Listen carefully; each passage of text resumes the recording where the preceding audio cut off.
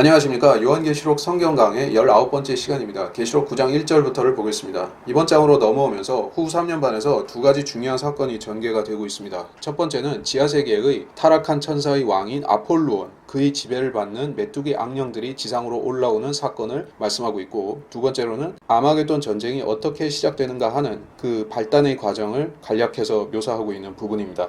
그 중에서 우리는 아폴로온 부분을 먼저 이번 시간에 살펴보게 될 것입니다. 무척 흥미로울 뿐 아니라 괴기스러운 내용도 나오기 때문에 이것을 여러분이 단순히 흥미 위주로 넘길 것은 아니지만 상당히 흥미롭기 때문에 그 어떤 기존의 상식이나 편견이나 또는 과학적인 부분이나 이런 것을 내려놓고 성경이 무엇을 우리에게 전달하고자 하시는가 하는 것을 위주로 보시기 바랍니다. 그러면 여러분은 상식을 통해서 알 수 없는 많은 초자연적인 신비들과 지식들을 알게 되는 것입니다. 다섯째 천사가 나팔을 불 때 내가 보니 하늘에서 별 하나가 땅에 떨어지는데 그가 끝없이 깊은 구렁의 열쇠를 받더라. 이 끝없이 깊은 구렁의 열쇠를 받고 내려와서 그 구렁을 열어 제치는 그 존재가 문자적인 별은 아니라는 것이 우리가 알 수 있는 사실입니다. 왜 그런가? 여기서 나오는 별은 열쇠를 받을 수 있는 존재이고 더더군다나 인칭으로서 받고 있기 때문에 그렇습니다. 두 번째로 문자적인 별이 나왔던 구절을 한번 보겠습니다. 셋째 천사가 나팔을 부니 하늘에서 등불처럼 타는 큰 별이 떨어졌는데 그것이 강들의 3분의 1과 물들의 원천에 떨어지더라. 계시록 8장 10절의 내용이었는데 이 구절에서는 명백히 그것이라고 해서 문자적인 별임을 명시하고 있습니다. 그런데 이렇게 두 가지 극명하게 대조를 이루는 내용을 볼 적에 무엇을 느껴야 됩니까? 성경은 어떤 단어를 자유자재로 사용할 수 있다 하는 그 독특함인 것입니다. 우리는 성경의 문학적인 면 또는 시적인 면 이런 부분을 충분히 고려하지 않고 단순히 자신의 입장에 맞춰서, 즉 내가 이성을 중시하는 사람이면 철저히 이성 중심적으로, 그리고 내가 감성에 치우친 사람이면 감성적으로만 성경을 보려고 하는 적절치 않은 성향을 다들 갖고 있는 것입니다. 그래서 각자의 느낌과 성향에 따라서 성경을 보고자 하는데 그렇게 되면 많은 진리들을 놓칠 수가 있기 때문에 주의해야 됩니다. 그래서 별이라는 단어는 어떤 경우에는 천사를 가리킬 수 있고 어떤 경우에는 문자적인 하늘의 천체들을 가리킬 수도 있다 하는 점을 아시기 바랍니다. 또 다른 예를 한번 들어보겠습니다. 내가 본 것은 나의 오른손 위에 7별과 7금촛대의 신비라. 7별은 7교회의 천사들이요 내가 본 7촛대는 7교회라. 계시록 1장 20절. 여기서는 예수님께서 의미를 해석해 놓으셨죠. 그래서 전혀 어렵지는 않습니다. 나의 오른손 위에 7별, 예수님이 갖고 계신 그 7별은 7교회의 천사들이다 라고 명시를 하셨습니다. 물론 예수님이 손이 얼마나 거대하든지 7교회가 그 안에 들어갈 수 있을까 하는 여러분이 의문은 가질 수 있겠습니다만은, 즉 이것이 어떤 의미에서는 상징이 아니냐라고 생각하겠지만 어쨌든 천사는 천사라는 얘기입니다. 여러분이 아시는 그 천사는 날개가 달려있고 하늘에서 하나님의 명령을 받아서 땅과 하늘을 오고 가면서 어떤 모종의 사역을 수행하는 그러한 인간과는 차별화된 존재로 생각하죠? 맞습니다. 그러한 천사들이 있습니다. 그리고 그 천사들은 지금도 아마 여러분의 눈에는 보이지 않지만 지상에서 하늘에서 활동하고 있을 것입니다. 그래서 성경은 그러한 천사들을 말씀하시면서 그 천사들을 때로는 교회에 빗대어서 표현하실 경우도 있고 별에 빗대어서 표현하실 경우도 있습니다. 그렇게 천사는 다양한 의미로서 쓰일 수가 있는 것이에요. 근데 이 구절에서 천사를 좀 잘못 해석하는 주석가들이 있는데, 즉 계시록 1장 20절의 그 천사의 의미를 잘못 해석해서 7교회의 지역교회 목회자들이었다라고 해석하는 것이 있습니다. 왜 그렇게 하는가? 사역자들은 하나님의 명을 받아서 전달하고 전파하는 그 메신저이기 때문에 여기 천사들이 가지는 그 앙겔로스라는 의미가 메신저도 있기 때문에 그런다라고 주장하는 것입니다. 하지만 그 주장은 여기서는 틀린 것입니다. 하나님께서는 물론 메신저로서의 목회자를 쓰시지만 여기서는 보다 문자적인 의미의 천사를 적용하고 쓰고 계시기 때문에 그렇습니다. 그래서 별과 천사를 연결짓고 있죠. 자, 다음으로 천사가 별이 되는 경우를 또 보겠습니다. 왕들이 와서 싸웠으니 그때 가나안 왕들이 무기또의 물과 타안악에서 싸웠으나 돈을 얻지 못하였도다. 그들이 하늘로부터 싸웠으니 그들이 길에서 별들이 시스라와 싸웠도다. 재판관기 5장 19절로 20절. 별들이 시스라와 싸웠도다. 이게 어떤 내용입니까? 별들이 문자적인 내용이라고 하면 전쟁을 벌일 수가 없지만 여기서는 별들이 영적인 존재가 되어서 어떤 전쟁을 치르고 있습니다. 이런 본문에서 별들을 천사를 상징하는 그런 표현으로 쓰고 있기 때문에 전통적인 성경의 상징 체계상에서 이런 내용이 성립하고 있다는 것을 이해하셨을 것입니다. 자, 그렇다면 이 계시록 9장 1절에 등장한 별이 어떠한 성격의 천사인가? 타락한 존재인가? 아니면 하늘의 거룩한 천사인가? 하는 사실을 분별해 볼 필요가 있겠습니다.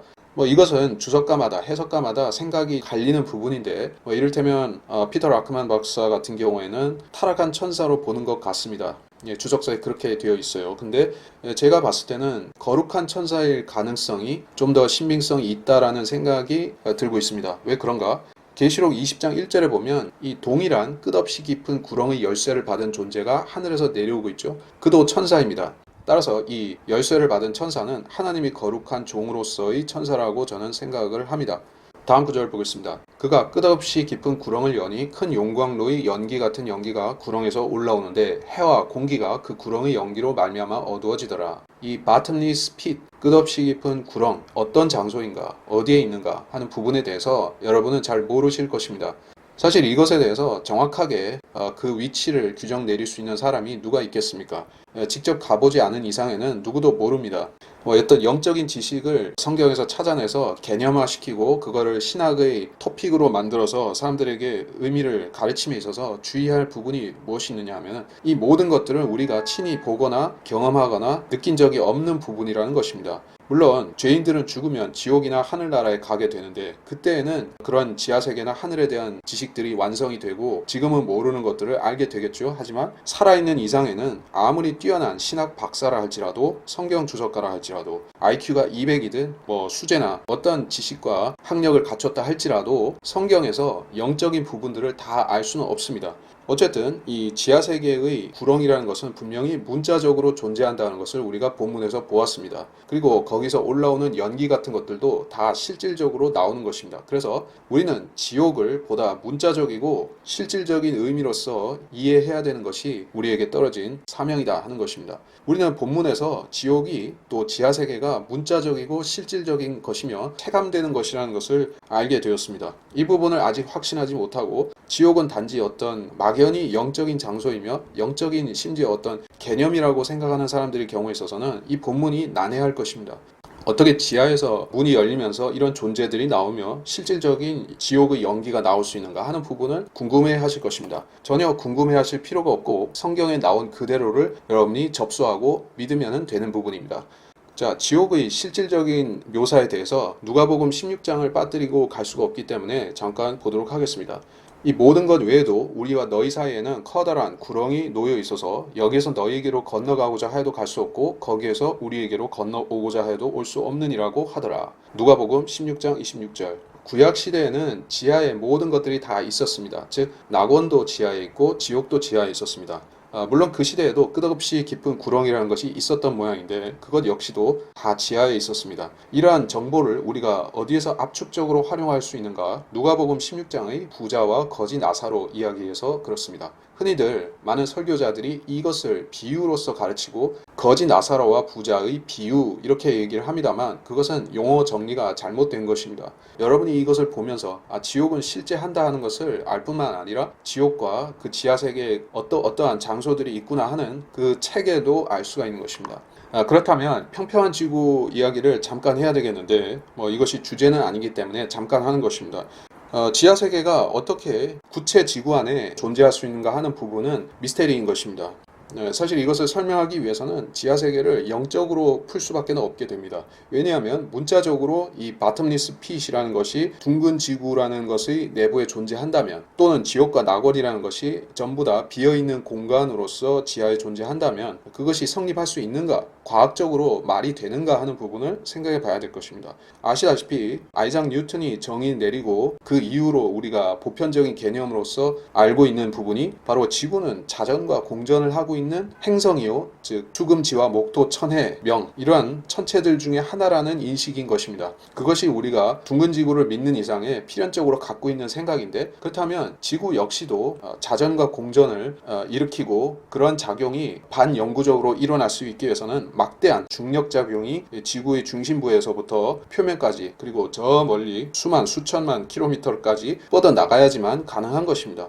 그들은 그렇게 설명을 하고 있는데, 자, 성경에서는 지하세계가 있고 그것이 뻥 뚫려 있으며 비어있는 공간이라고 묘사를 하고 있지 않습니까? 그렇다면 중력은 어떻게 되는 것입니까? 여러분이 만유 인력과 그와 관련된 사항들을 점검해 보신다면 지하세계가 비어있는 것은 불가능하다는 것을 아실 수가 있습니다. 중력이 발생하기 위해서는 반드시 무거운 물체가 중심축이 되어서 돌아가야만 되는 것입니다. 중력이 발생할 수 있는 조건이 바로 지구 속이 꽉 차 있다는 것을, 최소한 지구의 핵 부분은 꽉 차 있어야만 그것이 성립하는 것입니다. 만일 비어 있다고 하면 지구는 자전도, 공전도 할 수가 없습니다. 그런 것을 혹시 생각해 보신 적이 있다면 누가복음 16장과 같은 본문, 그리고 그 외 수많은 지옥에 관한 설명들, 특히 지옥을 땅의 심장이라고 예수님 자신이 표현하신 그런 부분을 생각해 봤을 때, 이것은 과학과 충돌하는구나. 그렇다면 내가 과학의 설명을 믿어야 할 것인가? 아니면 성경이 말씀하는 것이 맞다고 봐야 되는가? 하는 것을 고민해 볼 필요가 있다는 것입니다. 자, 지구의 형태에 대한 부분은 일단 차치하고, 그 부분은 너무 어렵다고 생각하면 내려놓더라도 최소한 지구가 자전과 공전을 한다는 부분은 성경하고 안 맞는다는 것을 알아야 될 것입니다. 알았으면은 내 지식이 틀렸고 내 상식이 잘못되었으니 성경대로 믿고자 그 사고를 바꿔야 될 것입니다. 그렇게 하지 않는 사람들을 저는 주변에서 온오프라인 여기저기서 보고 있는데 참 딱한 분들입니다. 성경이 말씀하는 것을 믿는 것이 최우선인데 그걸 등한시하면서 상식과 성경을 어떻게든 조화를 시키려고 하지만 안 되는 것입니다. 자, 이 정도 하고, 자, 일부 성경 주석가들이 갖고 있는 지하세계에 대한 생각이 어떤 것인가? 둥근 지구의 N극과 S극을 직선으로 연결하여서 그것이 지하를 관통할 적에 거대한 구렁을 설명할 수 있다고 보는 것입니다. 스코필드나 라크만 같은 신학자들은 그렇게 보고 있습니다. 북극과 남극을 연결한 지하세계의 그 구멍을 바로 바텀리스 핏이라고 생각을 합니다. 근데 그러한 생각이 왜 문제가 있는지는 제가 방금 전에 설명을 했죠. 그래서 이건 안 되는 것입니다. 성경은 땅의 중심에 구덩이가 있는데 그것이 비어 있으며 지구는 회전할 수 없는 고정되고 안정된 집안이라는 것을 분명히 알려주고 있습니다. 자, 이 부분에 대해서 피터 라크만 박사가 어떻게 이야기를 하는지 그의 주석서에서 찾아보도록 하겠습니다. 이 구절은 바닥이 없는 구덩이, 즉 가운데가 빈 도넛과 같은 모양의 구덩이를 말한다. 성경은 이 땅의 중심에 그러한 구덩이가 있다고 한다. 지구의 중심을 나타내는 지리부도와 지질도를 보면 알 것이다. 섭씨 235도를 훨씬 초과하는 온도의 이 끝없이 깊은 구렁에서 우리는 계시록 6장에서 언급된 것처럼 마귀의 세력들이 환란에 분출하는 것을 본다. 이 마귀의 세력들이 나올 때 바닥이 없는 구렁에서 나오는데 이 구렁은 문자 그대로 사면뿐이다. 이런 곳에서 사는 공포는 지구 중심에 있는 어떤 이런 구렁이라도 지구의 자전과 함께 끊임없이 회전하고 있으리라는 것을 인식할 때 거의 상상할 수 없을 정도이다. 이 구렁에 있는 자는 누구나 지구가 돌 때 사면 좌우로 끊임없이 도는 것이다. 자, 라크만 박사가 해당 주석 내용에서 설명하고 있는 것입니다. 일종의 상상력인데 구렁이 지구의 남북극을 연결하고 있고 그것이 자전을 통해서 빙글빙글 돌고 있다고 생각합니다. 마치 통돌이 세탁기처럼 그렇게 돌아가면서 그 안에 있는 존재들이 중력의 작용에서 납작하게 무슨 오징어처럼 눌려 있을 것이다 라고 생각을 하는데요. 그렇게 생각한다면은 나름 끄덕없이 깊은 구렁을 흥미롭게 설명했다고 보겠지만 전혀 말이 안 되죠. 중력이 있기 위해서는 지구 중심은 비어 있어서는 안 됩니다. 그래서 라크만 박사가 실수한 부분이 있는데 그는 끝없이 깊은 구렁을 물리적이고 실질적인 지하세계의 터널로 인정을 했지만 동시에 이 중력과는 이것이 매칭이 되느냐 하는 부분을 점검치를 않았습니다. 지구가 회전하고 있다면, 그리고 중력이 발생하고 있다면 끝없이 깊은 구렁은 존재할 수가 없습니다. 자, 그리고 한 가지 문제를 더 이야기해 드리겠습니다. 부자가 지옥에서 고통받는 중에 눈을 들어 저 멀리 아브라함을 보았더니 나사로가 그의 품에 있는지라 그가 소리질러 말하기를 아버지 아브라함이여 저를 불쌍히 여기셔서 나사로를 보내시어 그가 자기 손가락 끝에 물을 적셔 내 혀를 식히게 하소서 내가 이 불꽃 가운데서 고통을 받고 있나이다 라고 하니 누가복음 16장 23절로 24절. 이 부자는 낙원에 간 거지 나사로를 원거리에서 보고 있습니다. 이것은 물론 사람이 죽었을 때 혼이 남겨지는데 그 혼은 육신의 능력과 다른 특별한 어떤 원거리를 본다든지 하는 부분이 생긴다는 것이고 그거는 여담으로 알아두시면 되고, 근데 여기에서 거지 나사로와 부자는 서로 마주보고 있습니다. 자, 문제의 핵심은 이 거지 나사로나 부자가 이 큰 구렁과 있다 있는 장소에서 거하고 있다는 것입니다. 만일 지구가 구체라고 하면 지옥과 낙원 모두가 지구 중심부에 인접해 있는 것은 틀림없는데 거기서는 중력이 어떻겠습니까? 지표면에서 적도 인근에서 발생하는 중력이 어마어마하죠. 즉 마하 1.6의 속도로 뱅글뱅글 돌고 있습니다. 그것을 지하로 연장해서 계속 파내려 간다고 생각해 보시면 그 지구 중심에 가까운 곳에서의 중력은 그야말로 기절초풍할 지경이죠. 지옥에 있는 죄인들은 굳이 지옥불이 필요 없습니다. 뭐 벌레가 괴롭힐 필요도 없고 여타 필요 없습니다. 단지 그들은 지구 중력의 작용에 의해서 그야말로 압사당하는 고통을 매분 매초 겪고 있을 것이 아니겠습니까? 뿐만 아니라 낙원은 또 어떻게 됩니까? 낙원에 있는 자들도, 즉 그들은 의인들이고 구약시대에 구원을 받아서 편하게 쉬러 내려간 그 아브라함이나 다윗이나 그런 분들 아니겠습니까? 그분들도 그야말로 중력의 이 아비규환 속에서 오징어가 되지 않겠습니까? 그렇다면 지하세계 낙원에 있는 그 의인들은 중력으로부터 보호받는 우주선의 어떤 독자 중력을 발생시키는 그런 장치로 인해서 보호받고 있다는 셈입니까? 전혀 말도 안 되는 얘기인 것입니다. 즉 지하세계에서 중력이 작용하고 있다면, 그것이 무적행에 작용하고 있다면 동시에 낙원에도 작용할 것입니다. 지하세계 낙원에 있었던 그 구약 성도들은 다 짜부가 돼서 그야말로 극심한 고통을 당했을 것이 아니겠습니까? 근데 그런 얘기가 성경에 어디 있습니까? 또 지옥에 간 부자가 그 중력에 의해서 오징어가 됐다는 설명이 어디 있습니까? 그런 거 없잖아요. 근데 기왕에 설명을 하려고 했으면 라크만 박사도 거기까지 가서 다 얘기를 했어야지 된다는 얘기예요. 근데 조금 하다가 말았으니까는 이 사단이 난 것인데, 자, 여러분은 이제 둥근 지구와 성경이 얼마나 잘 안 어울리는 부분이 많은지 다 알았을 것입니다. 자, 이쯤 하고 다음 구절로 넘어가도록 하겠습니다. 또 그 연기에서 메뚜기들이 땅 위로 나왔는데 땅의 전갈들이 지닌 권세와 같은 권세를 받더라. 계시록 9장 3절. 이 메뚜기들이 자연적인 곤충이 아니라는 점은 당연히 아시겠죠. 왜냐하면 그들은 지하세계로부터 올라오기 때문이고 그곳에 있는 존재들은 분명히 사탄의 지배를 받는 악령들일 것이기 때문입니다. 그들의 몸집이 메뚜기를 연상케 할 만큼 무척 작을 것은 분명하며 아마도 사람의 팔뚝이나 또는 손바닥 정도의 크기밖에는 안 될 것입니다. 생김새 또한 멀리서 봤을 때 단지 메뚜기로 오인될 수도 있을 것이요. 그런데 가까이서 접근해 보면 굉장히 괴상한 모습을 갖추고 있습니다. 자, 메뚜기가 왕을 갖고 있느냐? 자연계의 메뚜기는 왕이 없습니다. 즉, 곤충들 중에서 벌이나 흰개미 같은 부류 또는 그냥 개미 같은 부류들은 다 여왕이 있죠. 여왕 벌이 있고 여왕 개미가 있죠. 근데 메뚜기들은 자연 상태에서도 왕 메뚜기가 없습니다. 근데 여기서는 메뚜기들이 왕을 갖고 있어요. 그렇다면 이것은 악령들이구나, 어떤 그 타락한 천사의 지배를 받는 악령들이구나 하는 사실을 여러분이 아실 것입니다. 메뚜기들은 왕이 없으나 모두가 때를 지어 앞으로 나아가며. 잠언 30장 27절. 자, 메뚜기들은 왕이 없다는 사실을 더블 체크할 수 있는 구절을 우리가 보았습니다. 땅의 전갈들이 가진 권세를 이 메뚜기들이 가졌다라고 성경이 말씀하고 있습니다. 이것들은 사람들을 쏘고 고통을 주며 신경계를 마비시킬 수도 있는 그런 능력을 가졌다라고 보고 있습니다. 이들은 사람이 가진 무기체계, 총이나 칼이나 독가스 같은 것으로 저지시킬 수 있는 존재가 아닌 것으로 보입니다. 그래서 어떠한 대비와 방어도 불가능한 상태에서 사람들은 무차별적으로 이 메뚜기들의 공격을 받고 고통을 당할 것입니다. 그들에게 명령이 내려지기를 땅의 풀이나 또 어떤 푸른 것이나 어떤 나무도 해치지 말고 다만 그들의 이마에 하나님의 인정으로 표시받지 아니한 사람들만 해치라고 하더라. 계시록 9장 4절. 그들의 이마에 하나님의 인정으로 표시받지 않은 사람들이 누구입니까? 14만 4천은 그러한 인장을 받았었고 계시록에서 추가적으로 인장을 받는 사람들이 또 있다고 말씀하는 것은 없지만 아마도 환난 성도들 중에 더 많은 이들이 그런 인장을 받을 것으로 추정이 됩니다. 그런 인정을 받은 사람들은 어떠한 특수한 보호를 받는가? 참고될 수 있는 것이 누가복음 10장에 있습니다. 보라, 내가 너희에게 뱀과 정갈을 밟으며 원수의 모든 능력을 제어할 권세를 주노니 아무것도 너희를 결코 해치지 못할 것이라. 누가복음 10장 19절. 여기 보면 예수님께서는 12제자들 외에 별도로 70명의 제자들을 임명하시고 그들을 이스라엘의 곳곳으로 파송을 하십니다. 그들은 마귀들을 제어하는 굉장한 권세를 받아서 백성들을 치유하고 마귀들을 쫓아냅니다. 주께서는 그들이 뱀과 전갈을 밟는 권세를 주신다라고 했고 이 70명 제자들은 누구의 예표가 되는지 아십니까? 14만 4천의 예표가 바로 이 70명의 제자들입니다. 그렇기 때문에 70명 제자들이 행했던 그러한 놀라운 일들은 모두 계시록에 간접 적용이 되는 부분입니다. 또 그들에게 명령이 내려지기를 그 사람들을 죽이지는 말고 오직 5달 동안 고통만 주라고 하는데 그 고통은 마치 전갈이 사람을 쏠 때의 고통과 같은 것이라. 그 날들에는 사람들이 죽음을 구하여도 찾지 못할 것이요 또 죽으려고 애를 써도 죽음이 그들을 피하리라. 9장 5절로 6절. 성경에서 숫자 5는 죽음을 가리키는 숫자인 것입니다.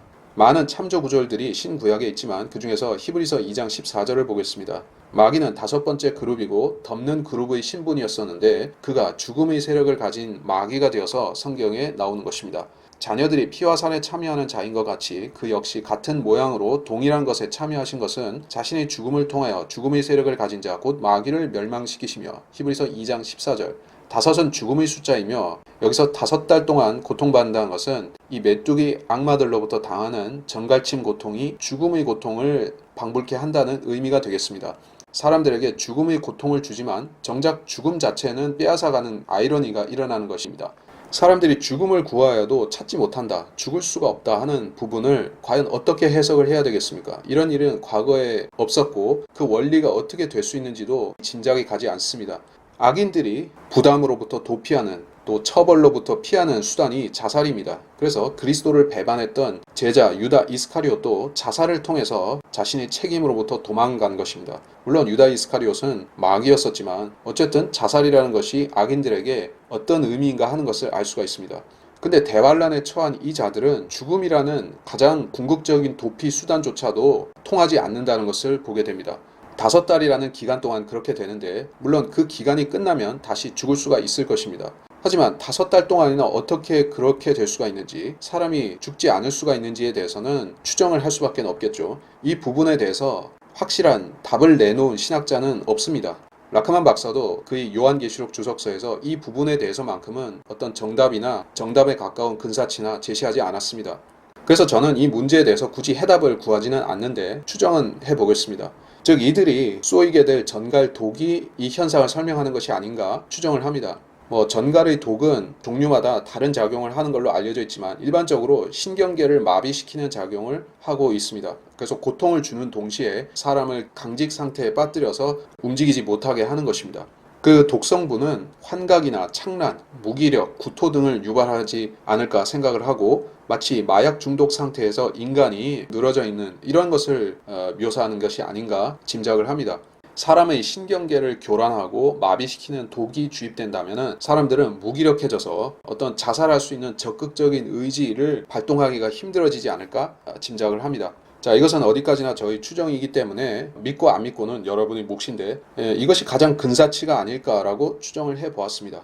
또 그 메뚜기들의 모양은 전쟁을 위하여 준비한 말들 같고 그 머리에는 금 면류관 같은 것을 썼으며 그 얼굴은 사람들의 얼굴과 같고 그들의 머리카락은 여인들의 머리카락 같았으며 그 이빨은 사자들의 이빨 같더라. 또 그들의 흉배는 철 흉배 같았으며 날갯소리는 전쟁터로 달려가는 많은 말들이 끄는 병거소리 같더라. 그들에게는 전갈과 같은 꼬리가 있고 그들의 꼬리에는 쏘는 침이 있으며 5달 동안이나 사람들을 해치게 하는 권세가 있더라. 계시록 9장 7절로 10절. 이 네 구절에 걸쳐서 메뚜기들의 외양을 묘사하고 있는데 이 존재에 대해서 집중적인 묘사가 이루어지고 있습니다. 대환란 기간 중에 이들은 굉장히 무시무시한 일을 할 것이고 사람들에게 엄청난 각인을 남길 것입니다. 우선 이것이 문자적이냐 어떤 상징이냐 하는 것을 놓고 얘기를 해야 되겠는데 어떤 주석가들은 이것이 나타내는 이미지가 너무 충격적인 나머지 문자적인 해석을 꺼리는 경향도 있습니다. 그래서 무엇으로 해석하는가? 아파치 헬기라든지 드론이라든지 탱크 이런 식으로 해석을 하려는 경향도 있습니다. 물론 현대의 어떤 무기들은 이런 존재들을 연상케 하는 것들이 있고 그 중에서 특히 드론 같은 경우에는 근자에는 굉장히 초소화된 드론들이 나오고 벌레 형태의 드론들도 나오고 있습니다. 여러분이 영화에 보시면 그런 것들이 실전에 배치되어서 그야말로 사람의 손톱만한 드론들이 날아다니면서 적들을 감시하고 폭격을 유도하고 등등 여러 가지 일들을 하는 것을 보실 수가 있습니다. 그만치 정교화된 드론들이 우리 주변에 등장하고 있기 때문에 혹여 어떤 분들은 이 메뚜기들이 진짜 마귀가 아니라 사람이 만들어낸 어떤 드론이 아닐까 하는 생각을 할 수도 있겠습니다만 저는 아니라고 생각을 합니다. 우리가 앞에 보았다시피 지하세계에서 올라오는 존재들이고 영적인 것들이기 때문에 그렇습니다. 자, 팅커벨 같은 이 요정 이야기에 보면 날개 달린 벌레 인간들이 나오죠. 우리가 어려서부터 그러한 동화들을 많이 보았습니다. 엘프도 있는데 엘프는 사람만한 몸 크기이고 이 팅커벨 이런 요정들은 사람보다 훨씬 작습니다. 그리고 이제 나비처럼 날개를 가지고 있죠. 그들을 서양에서는 페어리라고 부르는데 이 존재의 기원에 대해서는 여러 추정이 있습니다. 자연계의 힘을 의인화시켰다거나 또는 지역적인 정령들을 가리키고 있다. 이것이 기독교 전파 이후에 페어리라는 존재로서 나타났다. 죽은 자의 영혼이나 혹은 타락한 천사라는 설도 있다라고 합니다. 서양에서는 페어리라고 했을 때 이것을 게이의 이미지와 결부시켜서 얘기를 합니다. 남자가 요정을 좋아하면 게이 취급을 받는다라고도 하죠. 근데 이 본문의 메뚜기 악마들은 여성의 특징과 남성의 특징을 동시에 갖고 있는 것을 볼 수가 있습니다. 즉 어떻게 보면 여성화된 남성 같은 이미지를 갖고 있습니다. 여기 본문에서 사람들의 얼굴을 갖고 있기 때문에 이것은 남성이나 여성을 포함하고 있죠. 남자의 얼굴도 될 수가 있는 것입니다. 근데 머리카락은 짧은 머리가 아니라 여자들의 머리카락, 즉 긴 머리를 하고 있는 것이요. 마치 이것은 긴 머리를 한 게이나 히피 같은 이미지가 떠오르게 되는 것입니다. 또 그들에게는 자기들을 다스리는 왕이 있으니 끝없이 깊은 구렁의 천사요, 그의 이름은 히브리어로 아바돈이며 헬라어로 그의 이름은 아폴로온이더라. 이것이 매우 중요한 내용입니다. 메뚜기들을 다스리는 이 존재는 끝없이 깊은 구렁의 천사인 아폴론이라는 존재인 것입니다. 아폴론이 누구입니까? 여기서 이 이름이 의미하는 것은 멸망인데 히브리어와 헬라어의 버전을 동시에 갖고 있습니다. 사도 요한은 히랍 신화에 나오는 아폴론을 분명히 떠올렸을 것입니다. 아폴로는 태양신이고 명계를 담당하는 신이기도 합니다. 이중적 성격을 갖고 있는데, 그렇다면 그리스 신화에 나오는 아폴론과 본문의 천사를 한번 대조해 보겠습니다. 아폴론이라는 존재는 올림푸스에 있는 12신 중의 하나로서 제우스와 레토의 아들이라고 하죠. 그리고 전문 분야는 태양, 예술, 궁술, 의술, 음악, 이성, 예언, 광명 등인데, 일리어스에 보면 쥐의 신으로도 나오고 화살로 그리스군 진영에 질병을 퍼뜨린 질병의 신이라는 것입니다. 아폴론의 이름이 유래된 근거는 소아시아 지역인데, 그가 숭배받던 지역도 원래는 소아시아였었습니다. 그리고 그리스에 나중에 전파된 것인데, 이 신에게 부여된 모든 좋은 이미지들은 페니키아에 있었던 탐무즈 또는 바알 신앙으로부터 유래된 것으로 보는 것이 맞을 것입니다. 탐무즈는 누구인가? 그는 지하세계의 신이고 님롯과 세미라미스의 아들인데, 이집트에서는 망자와 부활의 신인 오시리스에 해당이 됩니다. 이 아폴론이나 탐무스, 오시리스라는 존재들은 사탄의 이인자이면서 후계자로서 통하는데, 그들은 지하세계에 있는 것처럼 묘사가 되고 있습니다. 존 밀턴의 신라곤에 보면 끝없는 구렁을 아바돈이라고 불렀습니다. 존 버니언은 그의 철로 역정에서 아폴론을 사나운 악마로 묘사하고 있습니다. 나폴레옹이 유럽을 제패하던 시기에 그의 대적들은 그의 진짜 이름이 나폴리온이며, 이는 계시록의 사악한 아폴론의 등장이라고 주장하기도 했던 것입니다. 그래서 아폴론 또는 아바돈은 히랍의 아폴론과 연결되어 있고, 이 자는 적그리스도의 특징과 매우 일치하는 존재인 것입니다. 무적행을 지배하는 아폴론의 영은 적그리스도의 영인 것이 거의 확실하고, 요한 1서에 언급된 바 적그리스도의 영이 바로 아폴론의 영이라고 볼 수가 있을 것입니다. 예수 그리스도께서 육신으로 오신 것을 시인하지 아니하는 모든 영은 하나님께 속한 것이 아니니 이것이 곧 적그리스도의 영이니라. 그것이 오리라는 것을 너희가 들었으나 지금 그것이 이미 세상에 있느니라. 요한일서 4장 3절. 성경에서 딱 한 번 적그리스도의 영에 대해서 경고하고 있는 구절이 바로 이것입니다. 여러분이 적그리스도의 영을 그냥 악령 또는 마귀들과 동일시하지 않도록 성경에서는 구별해서 표현을 하고 있습니다. 예수님께서 육신으로 오신 것을 시인하지 않는 영이 적그리스도의 영이라고 했습니다. 즉 예수님이 하나님의 아들이라는 것을 부인하고 자기가 메시아라고 주장하는 영이 바로 적그리스도의 영인 것입니다. 그리고 그 영이 아폴론의 영이고, 그는 지하에서 올라올 파괴자인 것입니다. 우리가 살펴본 이 본문에서 아폴론 자체가 같이 올라온다라고 말씀하진 않았습니다. 따라서 그가 지하세계를 먼저 탈출했는지, 자기 부하들은 나중에 불러 올리는지 등등에 대해서는 우리가 추론할 수밖에 없는데, 저는 아마도 이 아폴론이 먼저 올라갔을 것이라고 생각을 하고 있습니다. 그리고 자신의 그 메뚜기 악령들은 나중에 불러 올린다라고 생각을 합니다. 그것은 이제 적그리스도가 죽었다가 부활하는 사건이 7년의 중간에 먼저 있기 때문입니다. 그는 암살당했다가 초자연적인 존재로서 부활해서 멸망의 아들로 탄생할 것입니다. 그것이 7년의 중간 지점에 있을 사건이고, 그리고 이 5번째 나팔은 환란의 중간보다 나중에 있는 사건입니다. 따라서 아폴론이 먼저 올라오고, 그리고 나서 여기 본문에서 지하세계의 존재들이 올라오고 있다라고 생각을 합니다. 자, 이렇게 해서 이번 시간 이 아폴론과 메뚜기에 대해서 알아보았고, 성경을 더 깊이 알려고 하면 지식의 편견을 뛰어넘어야 되는 것입니다. 그것이 관문이 되고 허들이 되어서 여러분이 진입을 막을 것입니다. 둥근 지구, 평평한 지구 문제도 마찬가지인데, 그러한 관문들이 우리가 성경을 보고자 할 때 항상 그 앞에서 막고 있는 것입니다. 우리가 과감하게 뚫고 들어가고 과감하게 성경을 믿는다고 할 때 그 관문이 깨어지고 우리는 깊은 내용들을 볼 수가 있게 되는 것입니다. 많은 사람들이 그것을 도전하지만 실패를 합니다. 왜냐하면 그들의 지식의 편견이 워낙 견고하고 막강하기 때문에 그렇습니다. 공부를 많이 하고 석사, 박사 또는 박사를 여러 개 가진 사람들은 그러한 편견을 깨는 것이 사실 어렵습니다. 성경에서는 많이 배운 사람들이 진리를 더 많이 빨리 터득하는 것이 아니라 진리에 갈급한 사람들에게 먼저 그것이 주어진다라고 많은 구절들에서 말씀하고 있습니다. 여러분이 진리에 갈급한 입장이라고 하면 편견에 상관없이 진리를 곧바로 붙잡고 그것을 누리고자 할 것입니다. 저는 여러분이 성경을 공부하고 특별히 요한계시록을 공부하는 이 과정 속에서 그러한 껍데기를 벗겨내고 그 알짜, 그 내용을 곧바로 붙잡으실 수 있도록 도와드리고 인도할 수 있는 역할을 하고자 합니다. 그러한 취지를 이해하시고 지금까지 제 강의를 보셨고 또 앞으로도 보시기를 바랍니다. 여기서 마치도록 하겠습니다.